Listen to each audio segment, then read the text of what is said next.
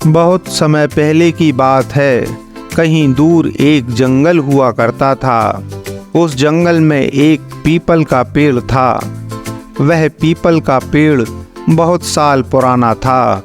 उस पीपल के पेड़ को देखकर लगता था कि उसकी उम्र करीब 100 साल हो गई। जब भी कोई राहगीर उस जंगल से निकलता तो उस पीपल के पेड़ के नीचे रुककर आराम किया करता था। उस पीपल के नीचे काफ़ी ठंडक रहा करती थी। यह गर्मी के मौसम में राहगीर को खुद ही अपनी ओर खींच लिया करता था।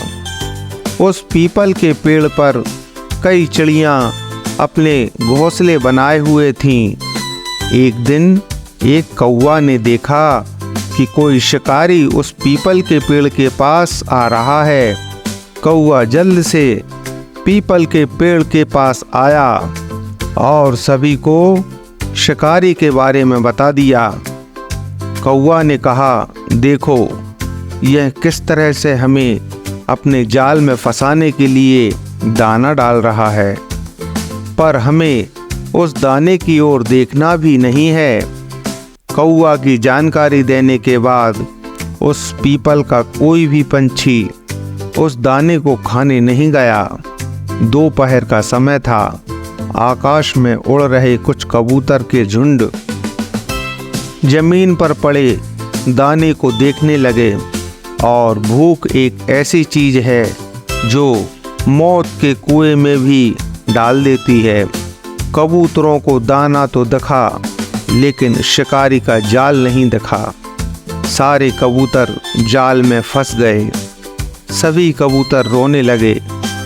कबूतरों का राजा बोला, अब रोने से कुछ भी नहीं होने वाला है। हमें एक साथ उड़ना चाहिए। हम एक साथ उड़कर इस जाल को ले उड़ सकते हैं। राजा की बात मानकर सारे कबूतर एक साथ उड़ गए। एक साथ उड़ने के कारण वह कबूतर जाल को लेकर आकाश में उड़ गए। शिकारी का शिकार और उसका जाल भी देखते ही देखते गायब हो गया। इधर आकाश में उड़ने के बाद राजा ने कहा, हम सभी को दक्षिण की ओर चलना चाहिए। दक्षिण की ओर एक चूहा रहता है जो मेरा मित्र है। शायद वह हमारी मदद कर सकता है। राजा की बात मानकर सारे कबूतर दक्षिण की ओर चल दिए। चूहे के घर पहुंचने पर कबूतरों ने राजा चूहे को बुलाया और कहा, प्यारे मित्र, आज हमें तुम्हारी मदद की ज़रूरत है। तुम इस जाल को काटकर हमें आज़ाद कर दो। चूहे ने कहा, ठीक है, लेकिन यह सब कैसे हुआ? कबूतरों के राजा ने कहा, भूख की आग ने हमारी आँख पर पर्दा डाल दिया था। हमें भोजन तो दिखा, लेकिन उस भोजन को देने वाले की नीयत नहीं दिखी। चूहे ने कहा, ठीक है। चूहा जाल को काटना शुरू कर दिया। कुछ समय के अंदर ही चूहे ने सभी कबूतर को जाल से आज़ाद कर दिया। कबूतरों के राजा ने कहा, मैं तुम्हें किस मुंह से धन्यवाद कहूँ?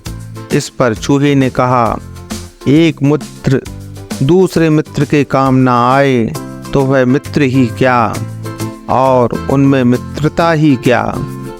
इस कहानी से हमें ज्ञान मिलता है कि हमें किसी भी काम को एक साथ रहकर करना चाहिए। एक साथ मिलकर किसी काम को आसानी से किया जा सकता है। इसलिए एक साथ मिलकर कोई भी काम करें।